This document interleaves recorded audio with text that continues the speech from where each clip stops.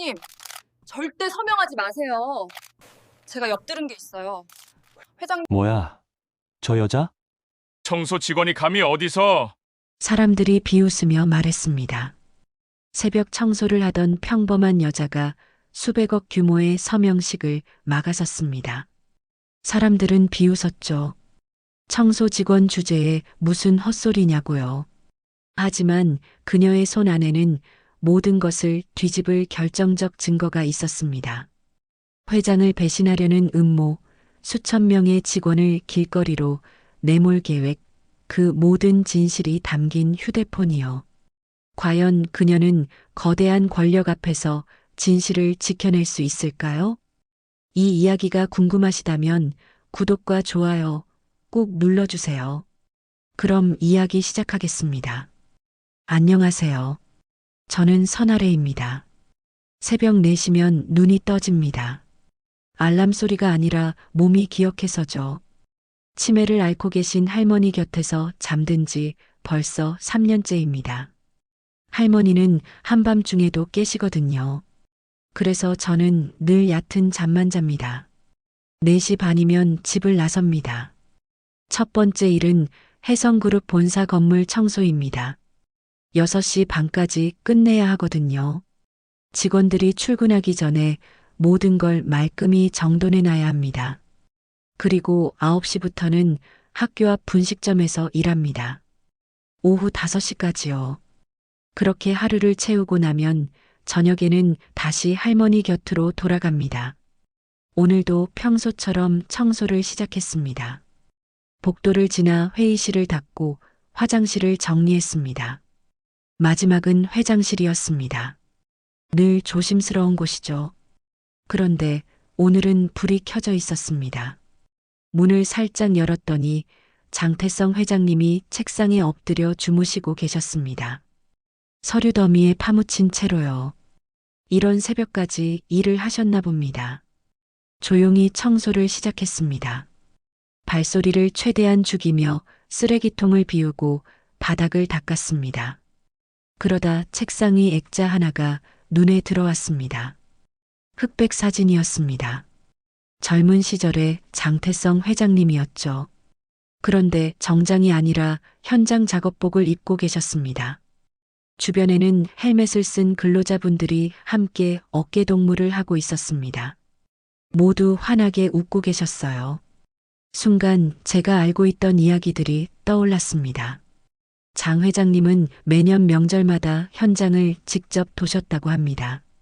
경비 아저씨들, 청소 직원들, 식당 조리원들 한 분 한 분 찾아가 선물을 전달하셨다죠. 30년 넘게 한 번도 거르지 않으셨다고 합니다.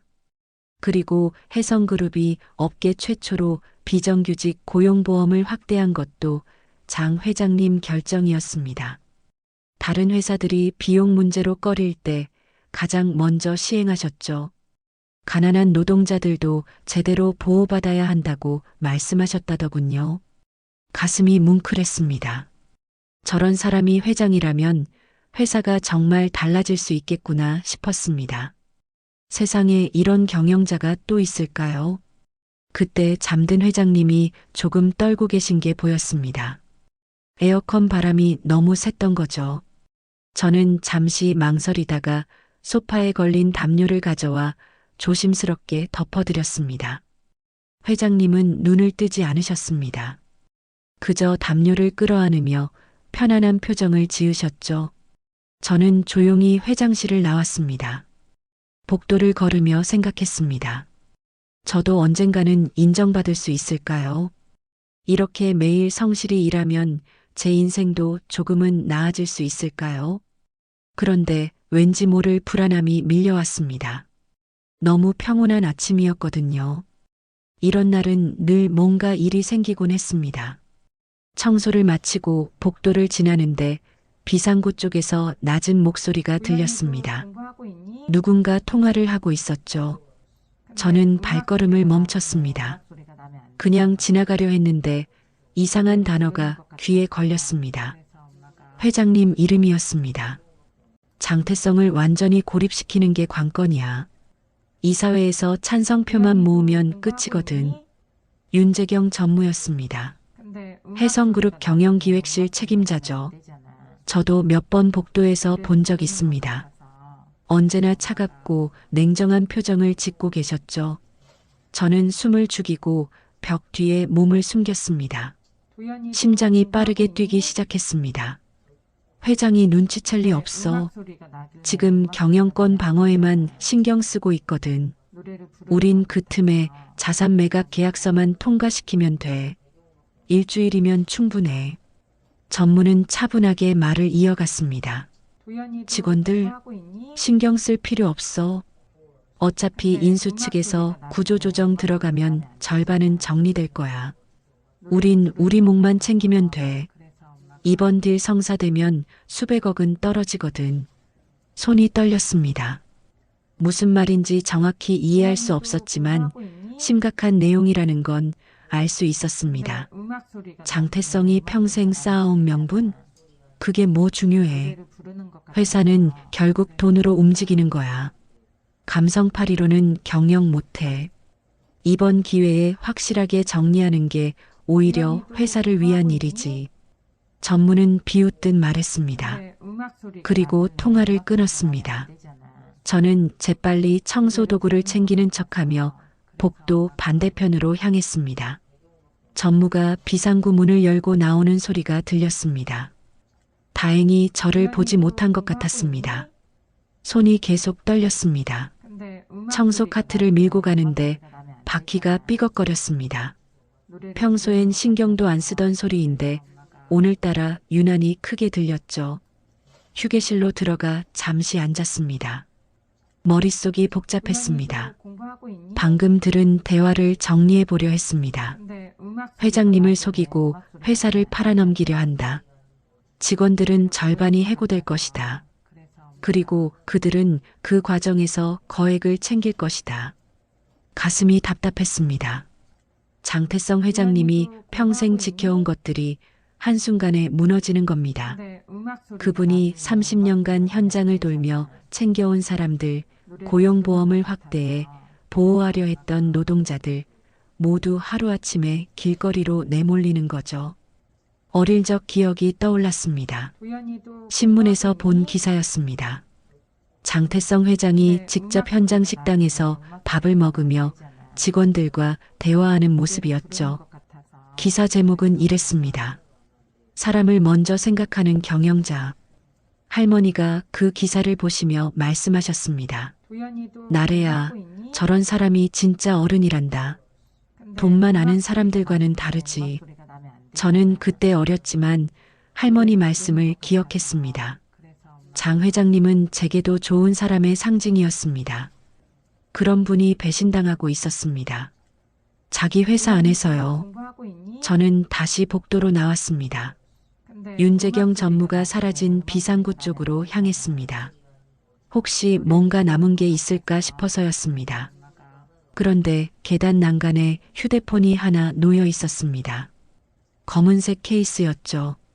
화면을 켜보니 잠금이 안 되어 있었습니다. 통화 기록이 떠 있었습니다. 방금 전 통화 내역이었습니다.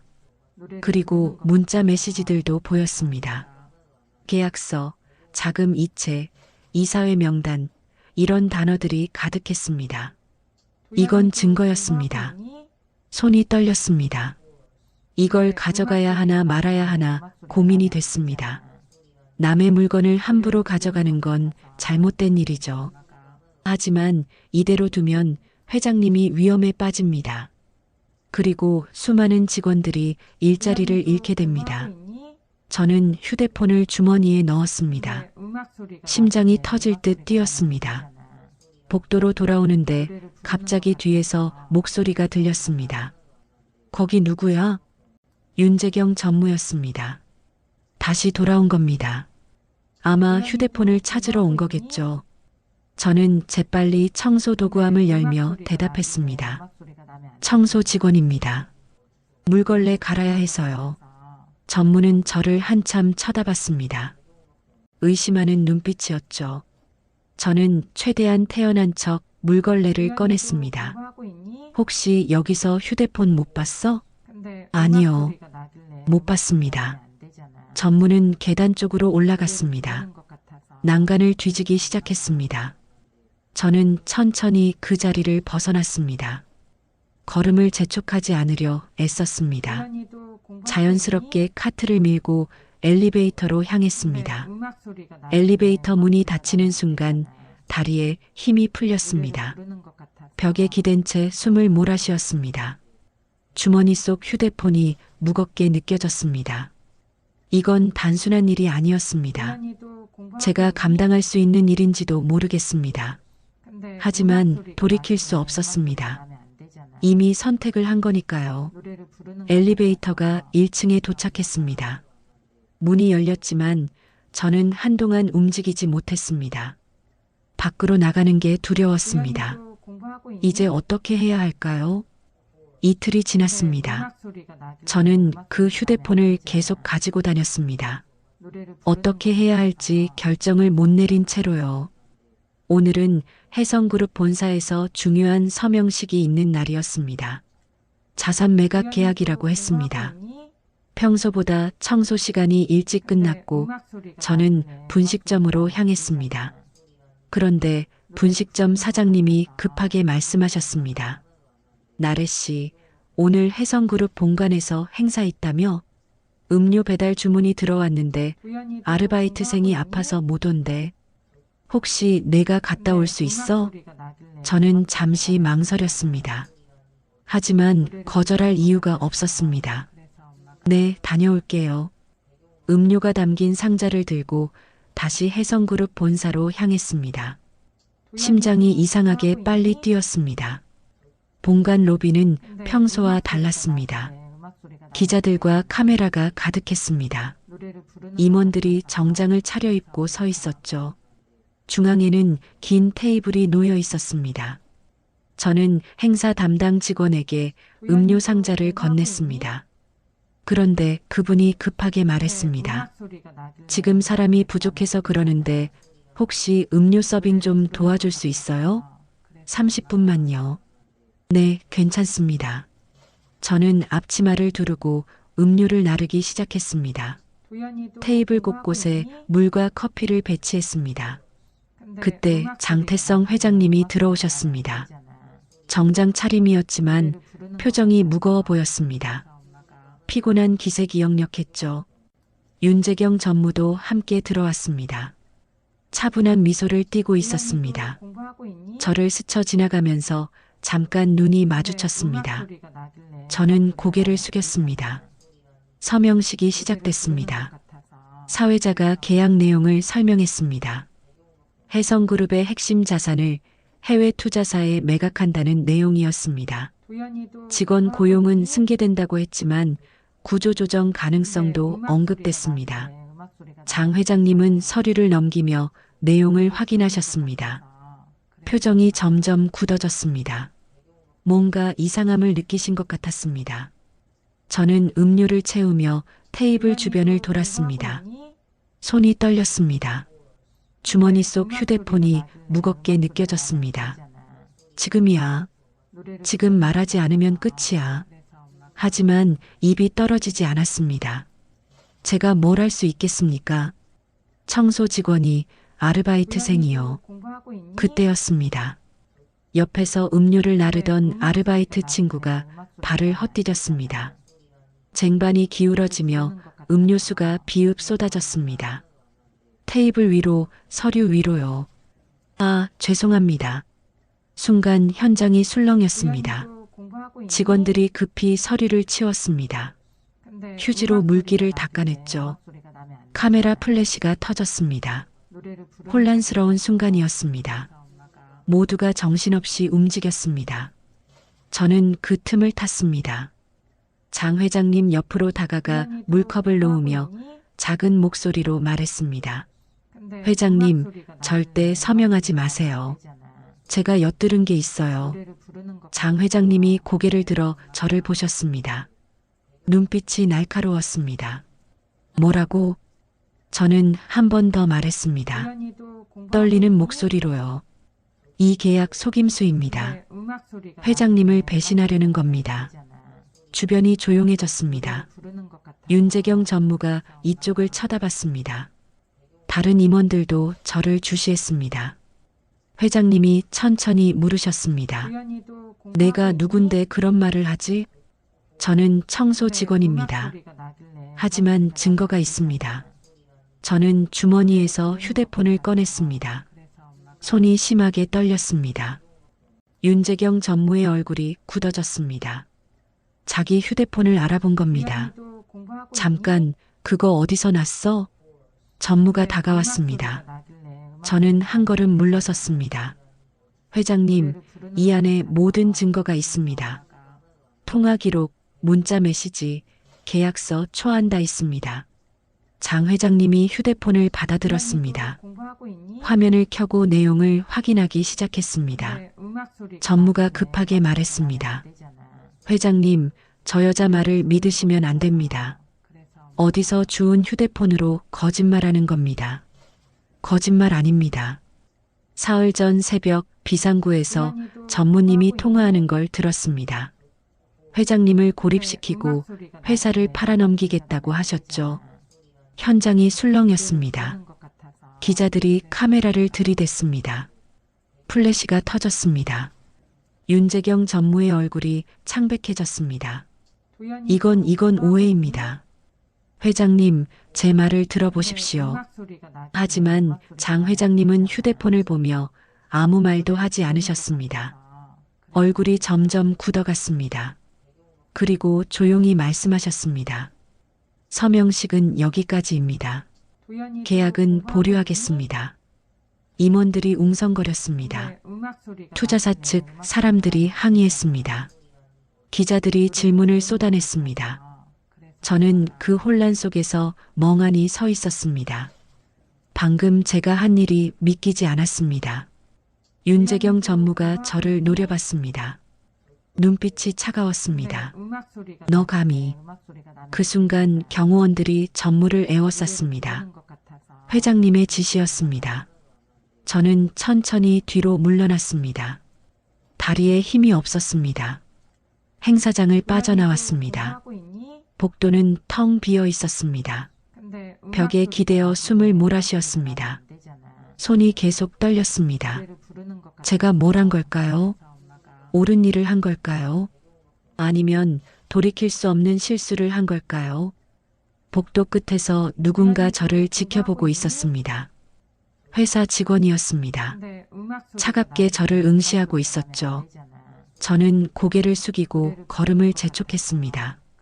이제 저는 혼자였습니다. 아무도 제 편이 아니었습니다. 어둠 속에 홀로 남겨진 기분이었습니다.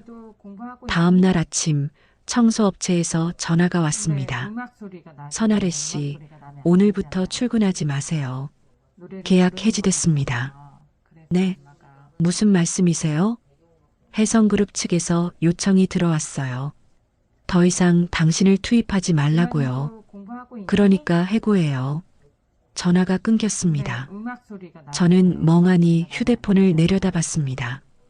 예상했던 일이었습니다. 하지만 막상 당하니 머릿속이 하얘졌습니다. 분식점에도 연락이 왔습니다. 사장님이 난처한 목소리로 말씀하셨습니다. 나래 씨, 미안한데 혜성그룹이 우리 가게 주요 고객이거든. 그쪽에서 내가 문제를 일으켰다고 하더라고. 계속 고용하면 거래를 끊겠다는데 어쩔 수가 없어. 사장님, 정말 미안해. 나도 어쩔 수 없는 일이야. 통화가 끊어졌습니다. 하루 만에 일자리를 모두 잃었습니다. 저는 집 앞 계단에 앉았습니다. 힘이 하나도 없었습니다. 휴대폰이 또 울렸습니다. 모르는 번호였습니다. 받았더니 남자 목소리가 들렸습니다. 선아래 씨 맞습니까? 네, 그런데요. 저는 혜성그룹 법무팀입니다. 당신이 불법으로 취득한 휴대폰 건으로 고소 절차가 진행 중입니다. 조만간 경찰 조사 나가셔야 할 겁니다. 불법이라니요? 저는 그냥 변명은 경찰에게 하세요. 전화가 끊겼습니다. 손이 떨렸습니다. 고소까지 당하는 겁니까? 저는 잘못한 게 없는데요. 머릿속이 복잡했습니다. 왜 이렇게 된 걸까요? 옳은 일을 했는데 왜 제가 벌을 받는 걸까요? 그때 또 전화가 왔습니다.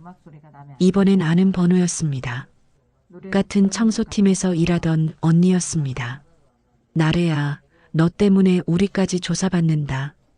회사에서 내 주변 사람들 다 캐고 있어. 제발 조용히 좀 해. 언니, 저는 너 혼자 영웅 되려고 우리까지 끌어들이지 마. 우린 그냥 돈 벌러 나온 사람들이야. 통화가 끊어졌습니다. 가슴이 무너졌습니다. 저는 아무도 아니었습니다. 누구도 제 편이 아니었습니다. 집으로 들어갔습니다. 할머니가 거실에 앉아 계셨습니다. 멍하니 창밖을 보고 계셨죠. 할머니, 다녀왔어요. 할머니는 저를 보며 빙그레 웃으셨습니다. 하지만 제가 누군지는 모르셨습니다. 요즘 할머니는 저를 자주 잊으십니다. 저는 할머니 옆에 앉았습니다. 할머니 손을 잡았습니다. 할머니, 제가 잘한 걸까요? 할머니는 대답 없이 제 손을 쓰다듬으셨습니다. 따뜻한 손이었습니다. 눈물이 났습니다. 참으려 했지만 계속 흘러내렸습니다. 할머니, 저 이제 어떡하죠? 일자리도 없고 고소까지 당했어요.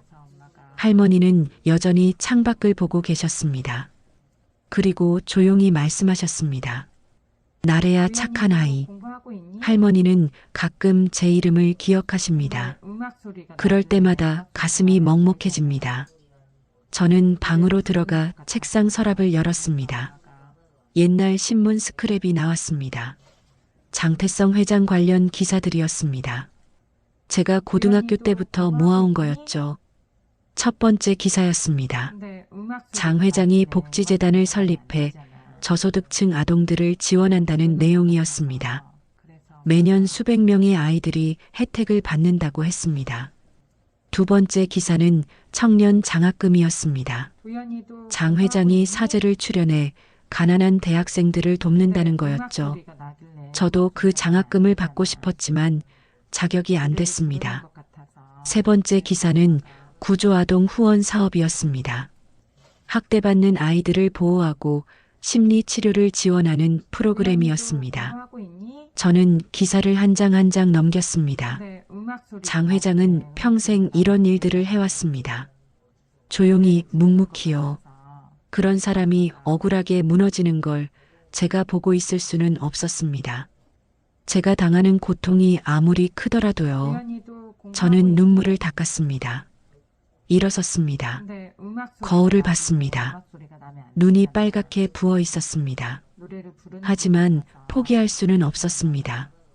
회장님을 지켜야 합니다. 그분이 지켜온 사람들을 위해서라도요.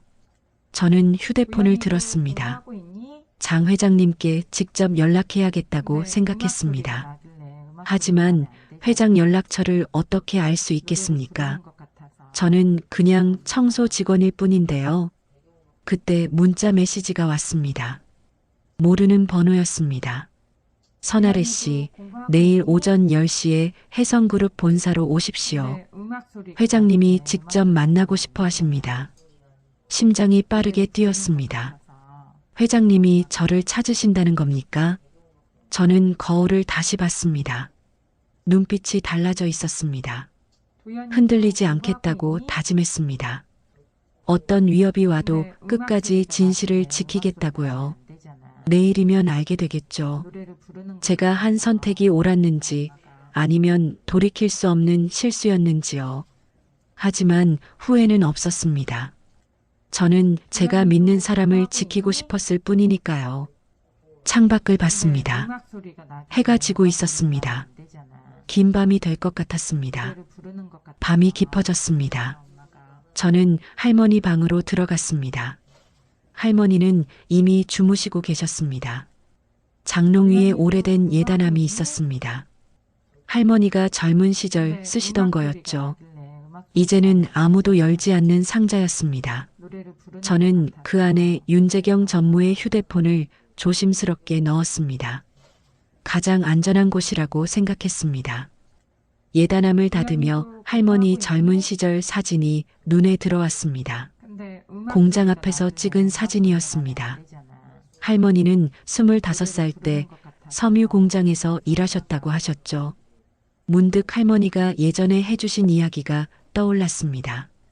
나래야, 그때는 정말 힘들었단다. 하루 12시간씩 일했는데 월급은 쥐꼬리만 했지. 그런데 어느 날 공장장님이 바뀌었어. 젊은 분이셨는데 달랐단다. 할머니는 웃으며 말씀하셨습니다.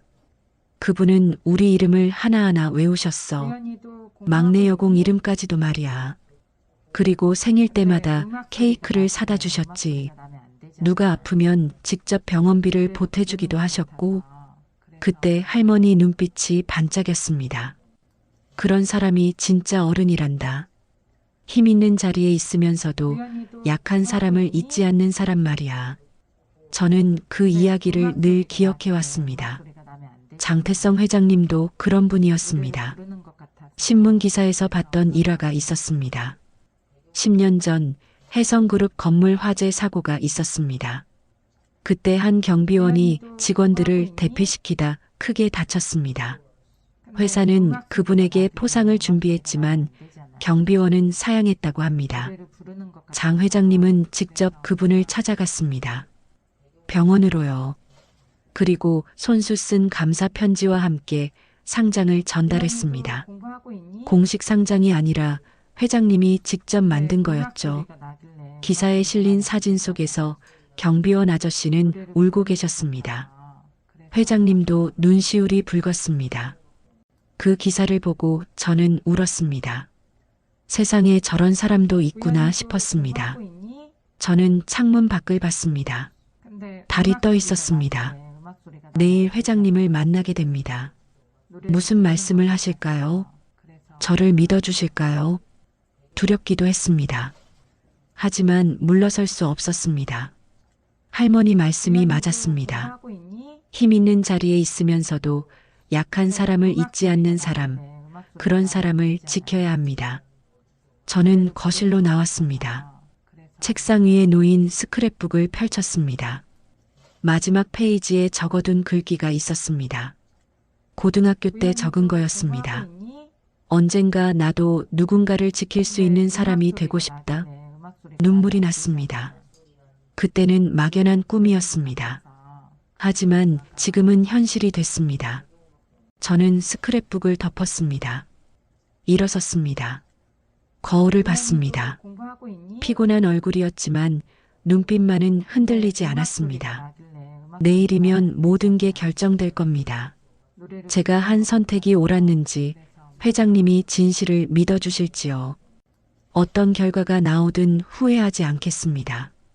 저는 제가 존경하는 사람을 지키기로 결심했으니까요.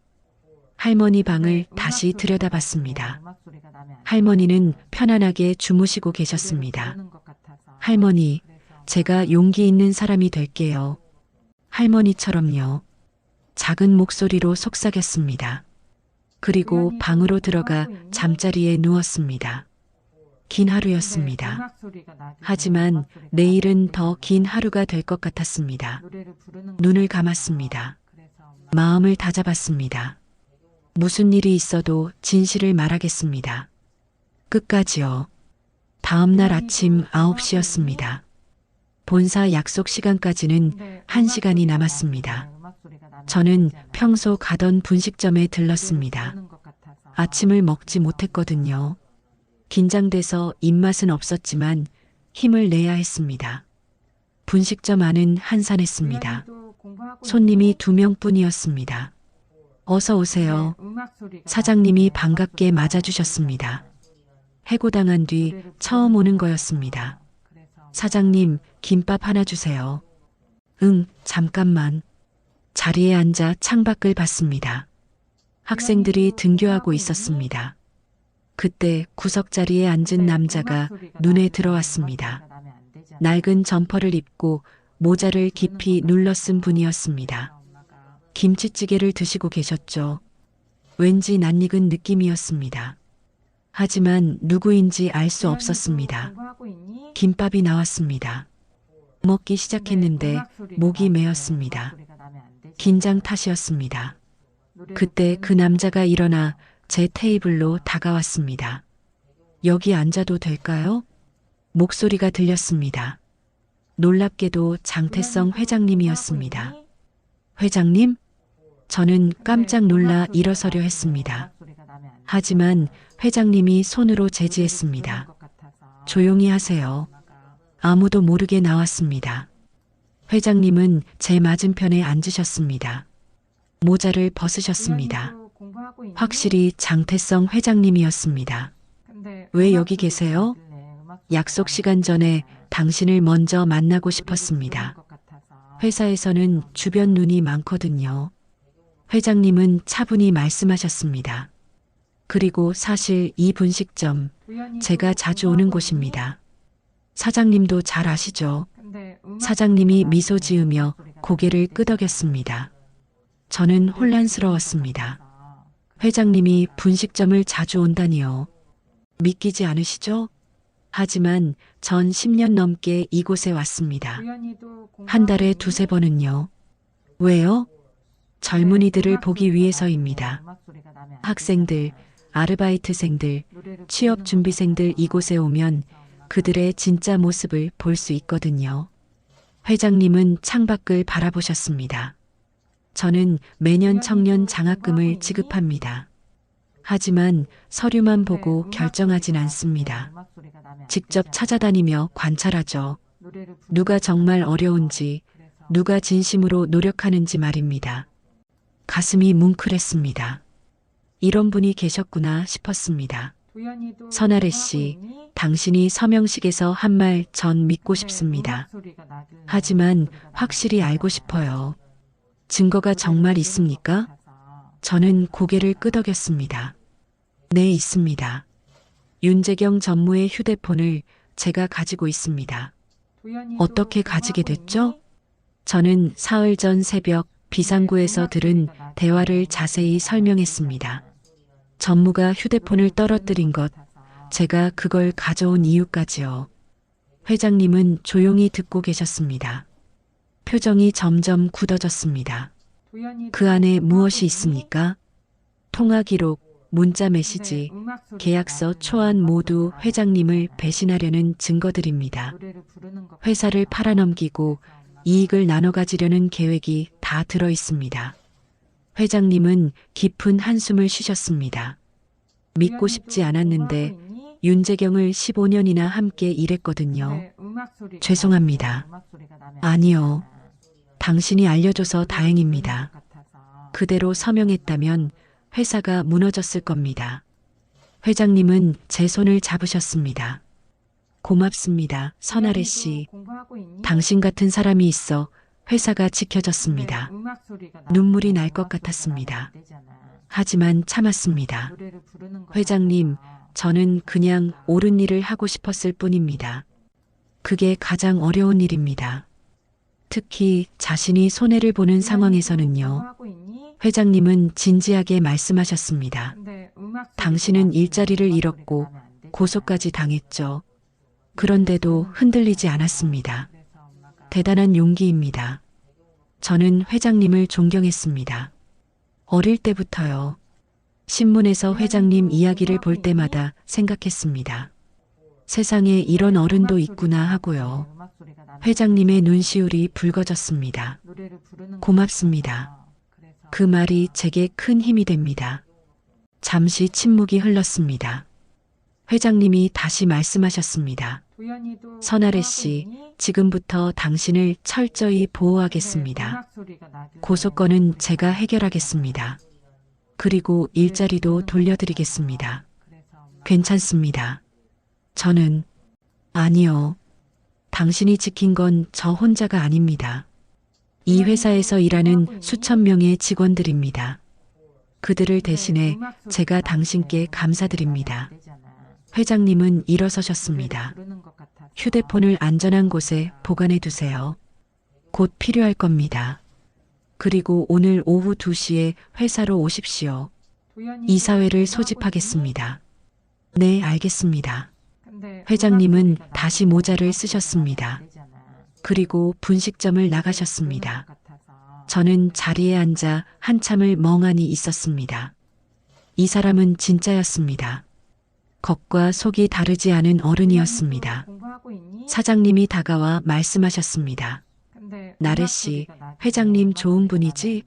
나도 10년 전에 이 가게 낼 때 도움 받았어. 무이자로 돈을 빌려주셨거든. 정말요? 응. 그분은 조용히 많은 사람을 돕고 계셔. 나 같은 사람도 말이야. 가슴이 따뜻해졌습니다. 저는 분식점을 나왔습니다. 하늘을 봤습니다. 맑았습니다. 이제 진짜 싸움이 시작될 것 같았습니다. 하지만 두렵지 않았습니다. 제가 지키려는 사람이 진짜 어른이라는 걸 확신했으니까요.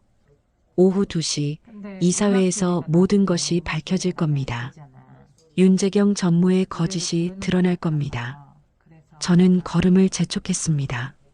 할머니 집으로 가서 휴대폰을 가져와야 했습니다. 오늘이 결정적인 날이 될 것 같았습니다. 집으로 돌아왔습니다. 시계를 봤습니다. 11시였습니다. 이사회까지 3시간 남았습니다. 문을 열고 들어섰습니다. 이상했습니다. 집안이 너무 조용했습니다. 할머니, 대답이 없었습니다. 거실로 들어갔습니다. 할머니가 계시던 자리가 비어 있었습니다. 심장이 빠르게 뛰었습니다. 할머니, 어디 계세요? 집안을 뒤졌습니다. 방마다 확인했습니다. 화장실도 봤습니다. 할머니가 없었습니다. 테이블 위에 쪽지가 놓여 있었습니다. 떨리는 손으로 집어들었습니다. 할머니는 안전합니다. 휴대폰을 돌려주면 할머니도 돌려드리겠습니다. 오후 1시까지 연락하세요. 10-XXXX-XXXX. 다리에 힘이 풀렸습니다. 바닥에 주저앉았습니다. 윤재경 전무였습니다. 할머니를 데려간 겁니다. 손이 떨렸습니다. 숨을 제대로 쉴 수 없었습니다. 휴대폰을 꺼냈습니다. 쪽지에 적힌 번호로 전화를 걸었습니다. 2번의 신호음 후 연결됐습니다. 선아래 씨, 잘 생각하셨군요. 윤재경 전무의 목소리였습니다. 차갑고 냉정했습니다. 할머니는 어디 계세요? 안전한 곳에 계십니다. 아직은요. 제발 할머니는 아무 잘못도 없어요. 보내주세요. 휴대폰을 돌려주면 보내드리죠. 간단한 거래입니다. 전무는 비웃듯 말했습니다. 1시까지 강남역 3번 출구 쓰레기통에 휴대폰을 놓으세요. 확인되는 즉시 할머니 위치를 알려드리겠습니다. 어떻게 믿죠? 할머니를 안 돌려주면 어떡해요? 그건 당신이 선택할 문제입니다. 휴대폰을 지킬 건가, 할머니를 지킬 건가. 통화가 끊어졌습니다. 저는 바닥에 주저앉아 울었습니다. 눈물이 멈추지 않았습니다. 어떻게 해야 할까요? 할머니를 구해야 합니다. 하지만 휴대폰을 넘겨주면 회장님이 위험에 빠집니다. 머릿속이 하얘졌습니다. 생각이 정리되지 않았습니다. 할머니 방으로 갔습니다. 예단함을 열었습니다. 휴대폰이 그대로 있었습니다. 손으로 휴대폰을 꺼냈습니다. 무거웠습니다.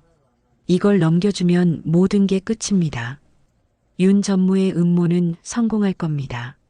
회장님은 배신당하고 회사는 무너질 겁니다. 수천 명의 직원들이 일자리를 잃을 겁니다. 하지만 할머니를 잃을 수는 없었습니다. 제게 남은 유일한 가족이었습니다. 저는 바닥에 앉아 한참을 울었습니다. 그때 할머니 목소리가 들리는 것 같았습니다. 나래야, 착한 아이. 할머니는 늘 저를 그렇게 불러주셨습니다. 치매로 모든 걸 잊으셔도 제 이름만큼은 기억하셨습니다. 할머니라면 뭐라고 하실까요? 이런 상황에서요. 문득 예전 일이 떠올랐습니다. 제가 고등학생 때였습니다. 반 친구가 시험 문제를 훔쳐보라고 했습니다. 저는 거절했지만 친구는 계속 압박했습니다. 할머니께 말씀드렸더니 이렇게 말씀하셨습니다. 나래야, 옳은 일은 언제나 어렵단다. 하지만 그래도 해야 해. 그게 사람 도리니까. 옳은 일은 언제나 어렵습니다. 하지만 그래도 해야 합니다. 저는 눈물을 닦았습니다. 일어섰습니다. 장태성 회장님께 전화를 걸었습니다. 아까 받은 명함에 적힌 번호였습니다. 선아래 씨, 회장님, 큰일 났습니다. 윤 전무가 제 할머니를 납치했습니다. 회장님의 목소리가 굳어졌습니다. 뭐라고요? 저는 상황을 설명했습니다. 쪽지, 전화통화, 거래, 제안까지 모두요. 지금 당장 경찰에 신고하세요. 제가 직접 움직이겠습니다. 하지만 시간이. 걱정하지 마세요. 제가 할머니를 찾아드리겠습니다. 당신은 휴대폰을 절대 넘겨주지 마세요. 할머니가 위험할 수도 있어요. 윤재경은 그렇게까지 무모하지 않습니다. 할머니를 해치면 자기도 끝이라는 걸 압니다. 저를 믿으세요. 회장님의 목소리가 단호했습니다. 저는 고개를 끄덕였습니다. 비록 회장님이 보이지 않았지만요. 네, 믿겠습니다. 지금 당장 경찰에 신고하고 집에서 나오세요. 안전한 곳으로 가세요. 제가 사람을 보내겠습니다. 통화가 끊어졌습니다. 저는 112에 전화를 걸었습니다. 상황을 설명했습니다. 경찰이 곧 올 거라고 했습니다. 휴대폰을 가방에 넣었습니다. 집을 나섰습니다. 계단을 내려가는데 누군가 뒤에서 따라오는 기척이 느껴졌습니다. 뒤를 돌아봤지만 아무도 없었습니다. 빠르게 걸었습니다. 큰 도로로 나왔습니다. 사람들이 많았습니다. 조금 안심이 됐습니다. 휴대폰이 울렸습니다. 회장님이었습니다. 선아래 씨, 할머니 찾았습니다. 요양원 근처 원룸이었습니다. 지금 경찰이 구조했습니다. 눈물이 쏟아졌습니다. 정말요? 할머니 괜찮으세요? 네, 놀라셨지만 다치지 않으셨습니다. 지금 병원으로 이송 중입니다. 감사합니다, 회장님. 정말 감사합니다. 제가 고맙죠. 당신이 흔들리지 않아서 이길 수 있었습니다. 저는 그 자리에 서서 한참을 울었습니다. 안도의 눈물이었습니다. 지나가던 사람들이 저를 쳐다봤지만 신경 쓰지 않았습니다. 할머니가 무사했습니다. 그것만으로 충분했습니다. 휴대폰이 다시 울렸습니다. 경찰이었습니다. 선아래 씨, 윤재경 용의자 체포했습니다. 진술 받으러 오실 수 있으세요? 네, 지금 바로 가겠습니다. 모든 게 끝난 것 같았습니다. 저는 하늘을 봤습니다. 구름이 흩어지고 있었습니다. 옳은 일은 어렵지만 결국 이긴다는 걸 배웠습니다. 그리고 혼자가 아니라는 것도요. 믿을 수 있는 사람이 함께한다면 이길 수 있다는 거요. 이제 이사회만 남았습니다. 오후 2시였습니다. 모든 진실이 밝혀질 시간이었습니다. 오후 2시였습니다. 해성그룹 본사 대회의실에 이사들이 모였습니다. 저도 회장님의 요청으로 그곳에 있었습니다. 긴장돼서 손이 떨렸습니다. 회의실 문이 열리며 장태성 회장님이 들어오셨습니다. 뒤이어 경찰 2명이 윤재경 전무를 호송해 왔습니다. 수갑이 채워진 모습이었습니다. 이사들이 웅성거렸습니다. 저게 무슨 일입니까? 윤 전무가 왜 저렇게... 회장님이 단상에 올라 말씀하셨습니다. 오늘 긴급 이사회를 소집한 이유는 명확합니다. 윤재경 전무의 배임과 횡령, 그리고 회사 매각 음모를 밝히기 위함입니다. 회의실이 조용해졌습니다. 증거를 제시하겠습니다. 스크린에 휴대폰 화면이 떴습니다. 저에게서 받은 윤 전무의 휴대폰이었습니다. 통화 기록이 보였습니다. 해외 투자사와의 수상한 통화들이었습니다.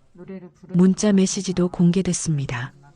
계약서 초안, 금액, 비자금 계좌번호까지 모두 들어 있었습니다. 이사들의 얼굴이 굳어졌습니다.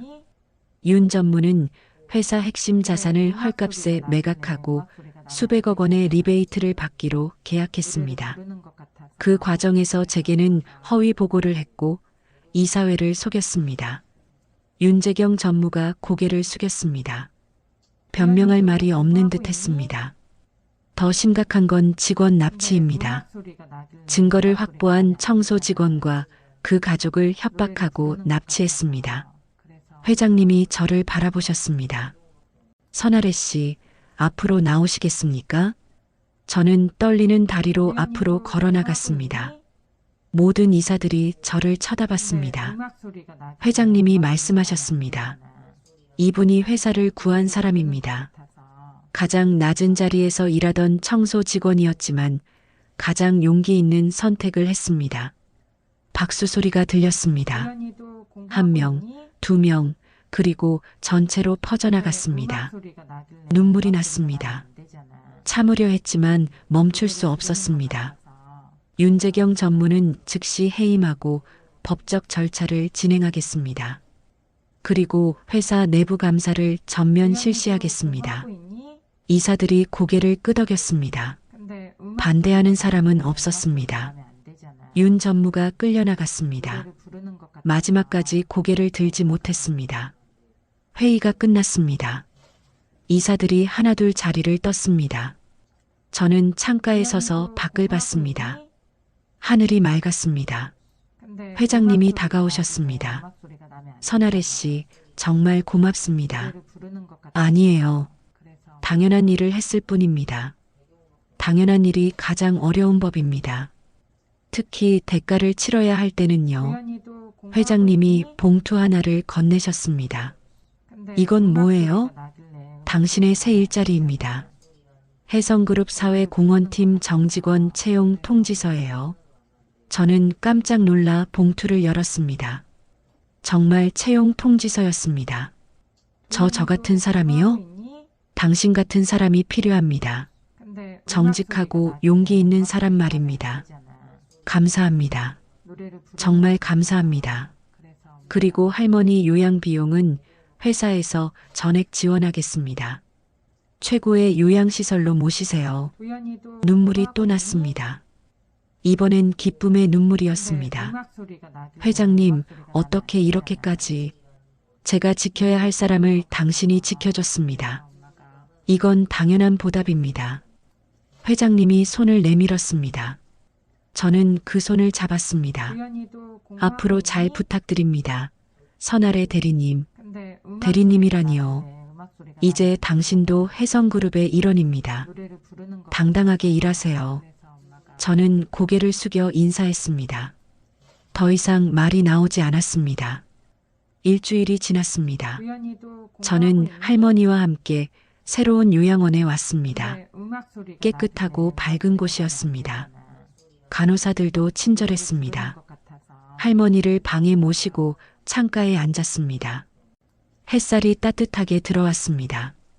할머니, 여기 좋죠? 할머니가 미소 지으셨습니다. 응, 좋구나. 할머니, 저 이제 회사 다녀요. 정직원이에요. 우리나라에 대단하네. 할머니가 제 손을 잡으셨습니다. 따뜻한 손이었습니다. 할머니, 제가 해냈어요. 옳은 일을 하고도 지켜줬어요. 착한 아이.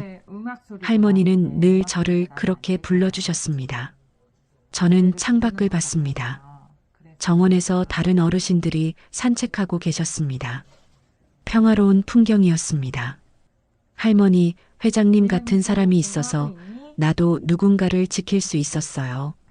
할머니는 대답 없이 제 손을 쓰다듬으셨습니다. 저는 가방에서 신문을 꺼냈습니다. 오늘 아침 기사였습니다.